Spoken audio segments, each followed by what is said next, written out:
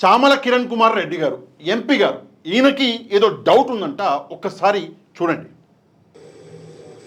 నేను ఇప్పుడు ఏమంటా అంటే నాకు డౌట్ ఏంది, ఈ నల్లధనం అన్ని దేశాలలో వీళ్ళకు ఆల్రెడీ బీఆర్ఎస్ స్టాక్స్ ఆడ ఉన్నాయి కాబట్టి ఆమెను కూడా వీళ్ళు ఏమైనా మేనేజ్ చేసి తెలంగాణను రోడ్డు మీదకి లాగాలి, తెలంగాణ ఇబ్బంది పెట్టాలని వీళ్ళకి లోపల ఆమె వెళ్ళిపోతుంది, లండన్ వెళ్ళిపోయింది, కొద్దిగా ఆమె నారాజు ఉందని ఏమన్నా ఇన్ఫర్మేషన్ లోపల ఉన్న కూడా ఇచ్చుంటే వీళ్ళని పంపించి ఆమెకి ఏదైనా డబ్బులు గిబ్బులు మాట్లాడి ఆమెతో స్టేట్మెంట్ ఇప్పించుండొచ్చు. నాకు డౌట్ ఇది. డౌట్ అన్న కిరణ్ కుమార్ రెడ్డి గారి కిరణ్ అన్నకి డౌట్ వచ్చింది. ఏం డౌట్ అంటే మిస్ ఇంగ్లాండ్ హైదరాబాద్ నుంచి వెళ్ళిపోయింది కదా, వెళ్ళిపోయి నన్ను ప్రాస్టిట్యూట్ లాగా చూసారు అక్కడ అని చెప్పేసి కాంగ్రెస్ ప్రభుత్వం మీద, అంటే తెలంగాణ కాంగ్రెస్ ప్రభుత్వం మీద, రేవంత్ రెడ్డి గారి ప్రభుత్వం మీద ఆమె ఎలిగేషన్స్ చేసింది, దారుణంగా నన్ను ట్రీట్ చేశారు అని చెప్పేసి చేసింది కదా. అయితే కిరణ్ అన్నకి డౌట్ అంట ఏంటంటే బీఆర్ఎస్ వాళ్ళ దగ్గర కుప్పలు తెప్పలుగా డబ్బులు ఉన్నాయి కదా, మరి ఆ డబ్బు ఏమైనా ఆమెకి ఇచ్చి తెలంగాణ మీద కావాలని చెప్పేసి ఈ దుష్ప్రచారం చేయిస్తున్నారేమో అని చెప్పేసి కిరణ్ అన్నకి డౌటు. కాకపోతే ఇక్కడ నాకు కూడా కొన్ని డౌట్లు ఉన్నాయి. ఏంటంటే రేవంత్ రెడ్డి గారు తెలంగాణ సొమ్ముని మొత్తం మూట కట్టుకుని పోయి రాహుల్ గాంధీ గారి ఒళ్ళబోస్తున్నాడేమో అని చెప్పేసి నాకు డౌటు ఏంటంటే రేవంత్ రెడ్డి గారి సోదరులు తెలంగాణ భూమిని ఏడబడితే ఆడ మింగుతున్నారు అని చెప్పేసి నాకు డౌటు ఏంటంటే తెలంగాణలో ప్రభుత్వ బిల్లులు వసూలు చేసుకోవడానికి 20% లంచం తీసుకుంటున్నారు మంత్రులు, కాంగ్రెస్ పార్టీ మంత్రులు అని చెప్పేసి నాకు కూడా డౌట్ ఏంటంటే తెలంగాణలో కాంగ్రెస్ పార్టీకి సంబంధించినటువంటి మంత్రులు, ఎమ్మెల్యేలు ప్రభుత్వ భూమిని కబ్జా పెడుతున్నారు, మింగేస్తున్నారు అని చెప్పేసి నాకు కూడా డౌట్. చివరి డౌట్ ఏంటంటే నీకు అంటే కిరణ్ అన్నకి చదువు ఎవడు చెప్పిండా అని చెప్పేసి నాకు డౌట్. ఎందుకంటే డౌట్లు ఎప్పుడు కూడా ఒక ఎంపీగా బయట పెడితే అది దరిద్రంగా ఉంటుంది. ఆధారాలు ఉంటే మాట్లాడాలి. ఎంపీ కాదు, సామాన్యుడు కూడా, నాలాంటి వాడు కూడా ఆధారం ఉంటేనే మాట్లాడాలి. ఆధారం లేకపోతే నాకు డౌటు అంటే ఓరి అంక సోనియా గాంధీ గారి దగ్గర నుంచి మొదలుకొని కిరణ్ అన్న దాకా నాకు ఇన్ని డౌట్లు ఉన్నాయి. మరి నా డౌట్లు నేను చెప్పనా? ఎప్పుడు కూడా ఒక ఎంపీగా నేనేం మాట్లాడాలి, నేనేం మాట్లాడకూడదు, అధికారం ఉంది, ముందర మీడియా ఉంది అని చెప్పేసి ఏది పడితే అది మాట్లాడితే నవ్విపోతారు. ఒక్కసారి గమనించండి. ఈరోజు అధికారంలో ఉంటే మీ ముందు నవ్వరేమో, అధికారం పోయిన తర్వాత పక్కనే నమ్మి ఊసిపోతారు ప్రజలు. సో ఆ పరిస్థితులు తెచ్చుకోకండి. మీరు ఒక ఎంపీ డౌటు అంటే మరి ప్రజలకు వస్తున్నటువంటి డౌట్లు ఏవైతే ఉన్నాయో వాటికి సమాధానాలు చెప్పే దమ్ము ధైర్యం మీకు లేదు. ఇక నెక్స్ట్ ఒక ఫోటో చూపిస్తాం మీకు. ఈ ఫోటో ప్రధాన కేసీఆర్ గారు తెలంగాణ కోసం పోరాటం చేసి తెలంగాణని తీసుకొచ్చి తెలంగాణ వచ్చిన తర్వాత 10 ఏళ్ళు తెలంగాణని పాలించి, అంటే 9 ఏళ్ళ చిల్లర తెలంగాణని పాలించి తెలంగాణని పరుగులు పెట్టించాడు. ఎవడు ఏ పనికి మాలినోడు ఒప్పుకున్నా ఇదే నిజం. ఉదాహరణకి మా ఊర్లో 1 ఎకరం పొలం ఎంతుండే, ఒక 15 నుంచి 20 లక్షలు, మ్యాక్సిమం రోడ్డుకు దగ్గరలో ఉంటే 25 లక్షలు. ఈరోజు కోట్లు బలుగుతుంది. కేవలం 9-10 ఏళ్లలో కోట్లు బలుగుతుంది. అది కేవలం ఈ వ్యక్తి వల్ల జరిగింది. ఈయన పడ్డ కష్టం. తెలంగాణ జనరల్గా అధికారం కోసం పరుగులు పెట్టేవాళ్ళు చాలామంది ఉంటారు అధికారం కోసం, కానీ ఈ వ్యక్తి రాష్ట్రం కోసం పరుగులు పెట్టాడు. నన్ను ప్రజలు గుర్తుపెట్టుకోవాలి. ఎవడైనా సరే బొందగడ్డల బోడే, అందులో డౌట్ లేదు. ఎవడన్నా సచ్చుడే, సచ్చినాక కూడా నన్ను గుర్తుపెట్టుకోవాలి అని చెప్పేసి ప్రజల గుండెల్లో నేను ఉండాలి, ఏడ ఉన్నా లేకపోయినా అని చెప్పేసి పనిచేసినాడు. మంచి వ్యక్తి, రాష్ట్రం కోసం పనిచేసినాడు. సరే, ప్రజలకి ఆశ అయిందో అత్యాశ అయిందో అది వేరే సంగతి. కాంగ్రెస్ పార్టీని ఈసారి గెలిపించిన కేవలము 16, 17, 18 నెలల్లోనే కాంగ్రెస్ పార్టీ అసలు రంగిందో, అసలు నెల రోజుల్లోనే బయటపడ్డది, అది వేరే సంగతి. 100 రోజుల్లో అయితే మొత్తం బయటకు వచ్చేసింది, అది వేరే సంగతి. కాకపోతే కేసీఆర్ గారిని ప్రజలు మిస్ అవుతున్నారు. ఇది నిజం. ఎవడు ఒప్పుకున్నా ఎవడు ఒప్పుకుపోయినా, ముఖ్యంగా మా కిరణ్ అన్న ఒప్పుకోకపోయినా ఇదే నిజం. కానీ కిరణ్ అన్న ఏమంటున్నాడు ఒకసారి వినండి, ఇక్కడ వినిపిస్తా. మళ్ళా కేసీఆర్ గారు 3 ఏళ్లకే ముఖ్యమంత్రి అవుతాడు. 3 ఏళ్లకు ముఖ్యమంత్రి కేసీఆర్ గారు 3 ఏళ్లకు ముఖ్యమంత్రి దేనికి అవుతాడో నాకు తెలియదు. మరి స్వర్గానికి అవుతాడా నరకానికి అవుతాడు ఆయన? ఒక పెద్ద మనిషి, సరే వయసులో చాలా పెద్దోళ్ళే నీకంటే, వయసులో కాదు స్టేచర్లో కూడా, అంటే నువ్వు కనిపించవు, అట్లాంటి వ్యక్తిని పట్టుకొని స్వర్గానికి అవుతాడా నరకానికి అవుతాడా అని చెప్పేసి కేసీఆర్ గారి చావు గురించి నువ్వు ఇంత చిల్లరగా మాట్లాడుతున్నావు అంటే కిరణ్ అన్న, మీ ఇంట్లో పెద్దోళ్ళు లేరా? మీ నాన్నగారు ఉండి ఉంటారు. ఎంత గౌరవంగా మాట్లాడుతున్నా చూడు. నేను నాన్నగారు, మీ తల్లిగారు ఉండి ఉంటారే, మీ ఇంట్లో పెద్దోళ్ళు ఉండి ఉంటారే, మీ ఇంట్లో మీ అన్న ఉండి ఉంటారే. అట్లనే మాట్లాడతావా? అధికారం అన్న, అధికారం ఉందని మదమా? ఈ మదం ఎన్ని రోజులు ఉంటుంది నాకు అర్థం కాదు. 3 ఏళ్ళల్లో ఎందుకన్నారో తెలుసా?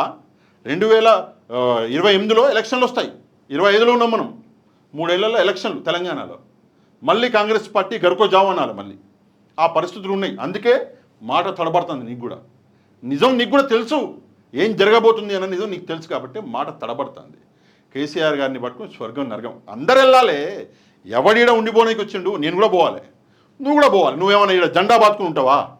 ఒక్కసారి గౌరవం మర్యాద ఇవి మర్చిపోవద్దు. గౌరవం వెంకయ్య నాయుడు గారు అని చెప్పేసి మన దగ్గర ఒక లీడర్ ఉన్నారు, జనార్దన్ రెడ్డి గారు అని చెప్పేసి మన దగ్గర ఒక లీడర్ ఉండే.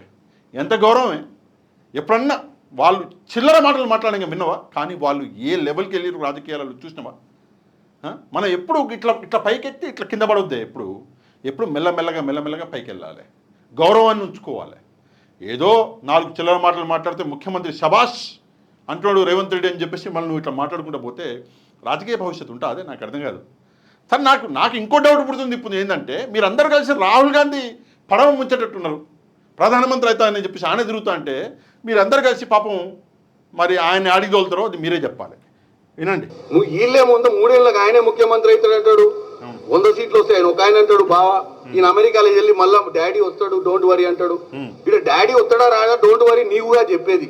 2028లో 29లో ఎన్నికలు పెడితే అప్పుడున్న తెలంగాణ ప్రజలు చెప్తారు. ఎందుకు ఆవేశపడుతున్నారు? రేపు ఎల్లుడో జెడ్పీటీసీ ఎంపీటీసీ సర్పంచ్ ఎన్నికలు జరుగుతాయి కదా, దాంట్లో మ్యాండేట్ తెలుస్తుంది కదా మన చక్కదనం. ఇప్పుడు నీ చక్కదనం ఎట్టుందంటే ఆ ఎన్నికలు జరిగిన మరుక్షణము మీ ముఖ్యమంత్రి గారి మ్యాండేట్ తెలుస్తుంది. ముఖ్యమంత్రి గారు రేవంత్ రెడ్డి కొనసాగుతాడా లేదు రేవంత్ రెడ్డి గారిని పక్కన పెట్టి బట్టి విక్రమార్క గారిని తీసుకొస్తారా అన్న నిజం కూడా అప్పుడు తేలుతుందిలే. ఏం ఆత్రం పడకు, ఆత్రం ఏమని చెప్పుడు.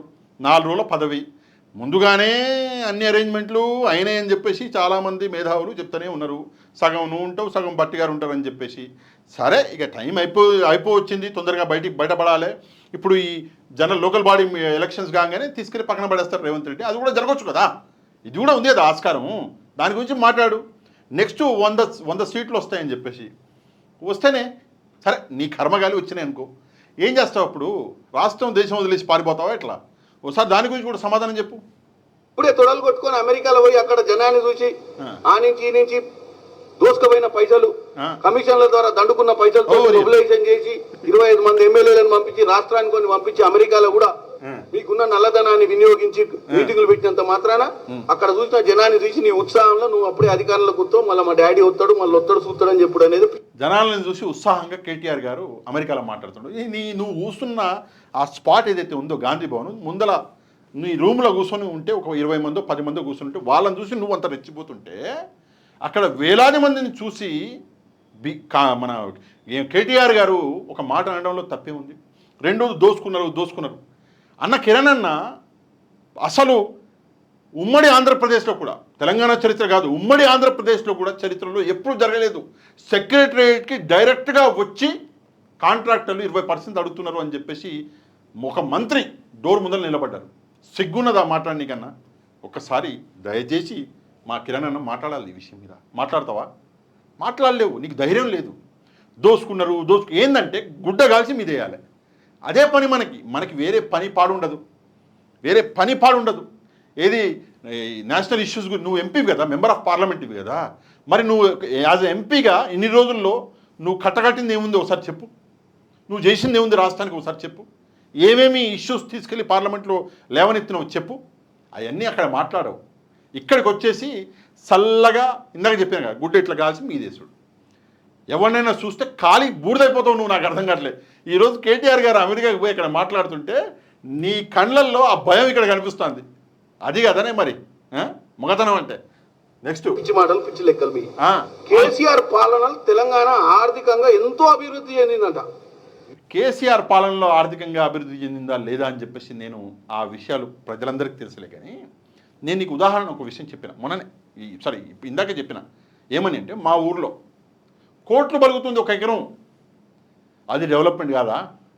ఈరోజు ఒక 4 ఎకరాలు ఉన్నటువంటి రైతు ఈరోజు కోటీశ్వరుడు. తెలుసా నీకు ఆ మాట? నీకంటే కోటీశ్వరులు రైతులు. ఎవరి వల్ల? ఈయన వల్ల. ఈయన చేసిన పని, ఈయన చేసిన మంచి. నువ్వు ఈరోజు మాట్లాడుతున్నావు, నిజంగా నవ్వొస్తున్నది. నిజంగా సిగ్గుచేటు. ఒక్కసారి ఆలోచించు. ఎప్పుడైనా కూడా ఒక ఎంపీగా నువ్వు చేయవలసిన పని ఏంటి అంటే గౌరవాన్ని ఇచ్చి పుచ్చుకోవాలి. చిల్లర పనులు ఏముందన్నా. ఎప్పుడు కూడా ఒక విషయం గుర్తుపెట్టి, సినిమాలు చూస్తావు కదా నువ్వు కూడా, నేను కూడా చూస్తుంటా అప్పుడప్పుడు. సినిమాలలో కమీడియన్ది లిమిటెడ్ పాత్రే ఉంటుంది. కమీడియన్ హీరో అయిపోడు. ఒకవేళ అయినా కూడా కొన్ని రోజులు నడిచి ఒక 2-3 సినిమాలు నడుస్తాయి, తర్వాత పక్కన పెట్టేస్తారు. ఎవరు హీరో సీరియస్గా ఫైట్లు చేస్తాడు చూడు, ప్రజల కోసం పనిచేస్తాడు చూడు, అమాయకుల్ని కాపాడుతాడు చూడు, ప్రజా సంక్షేమాన్ని దృష్టిలో పెట్టుకొని పనిచేస్తాడు చూడు, వాడు హీరో సినిమాలలో. సినిమాల గురించి మాట్లాడుతున్నావు, మళ్ళీ నువ్వు నిన్నన్నా నేను చెప్పేసి నువ్వు ఫీల్ అవ్వకు, నేను అంటలే. అందుకే ఇట్లాంటి కామెడీ పీసుల మాటలు మాట్లాడడం మర్చిపో. ఆపేసి సీరియస్ పొలిటీషియన్గా బయటికి రా. ఇష్యూస్ మీద మాట్లాడు, పాయింట్స్ మాట్లాడు. ఈ ఇష్యూ మీద ఈ పాయింట్ మాట్లాడి నేను వెళ్ళిపోతా అని చెప్పేసి రెగ్యులర్గా పెట్టు ప్రెస్ మీటు. కానీ ఇవన్నీ ఈ అనడం మాని, ఇవన్నీ అవసరమా? నేను ఇప్పుడు ఏమంటా అంటే నాకు డౌట్ ఈ నల్లధనం అన్ని ఈ డౌట్లు పడడం మాని. ఎందుకంటే నీ డౌట్లు ఇక నేను చెప్తే బాగుండదులే, కానీ ఆ విషయాలకు నేను వెళ్ళను. కానీ డౌట్లు పడడం మానే అన్న, అది నీ ఆరోగ్యానికి మంచిది కాదు. ఈ వీడియోని తప్పకుండా ఒక లైక్ చేయండి. లైక్ చేస్తే ఈ వీడియో అన్నది ప్రజలందరికీ చేరుతుంది, వైరల్ అవుతుంది. కాబట్టి ఒక లైక్ చేయడం మాత్రం మర్చిపోవద్దు. ఇక ఈ విషయం మీద ముఖ్యంగా మా గౌరవనీయులు అన్న కిరణ్ గారి గురించి, చామల కిరణ్ కుమార్ రెడ్డి గారి గురించి మీరేమనుకుంటున్నారు అన్న విషయం తప్పకుండా కమెంట్ చేయడం మర్చిపోవద్దు. ఎవరైతే మన ఛానల్ని సబ్స్క్రైబ్ చేసుకోలేదో ఛానల్ని కూడా సబ్స్క్రైబ్ చేసుకోండి. నెక్స్ట్ వీడియోలో మళ్ళీ కలుద్దాం. అంతవరకు థ్యాంక్ యూ వెరీ మచ్. జై హింద్.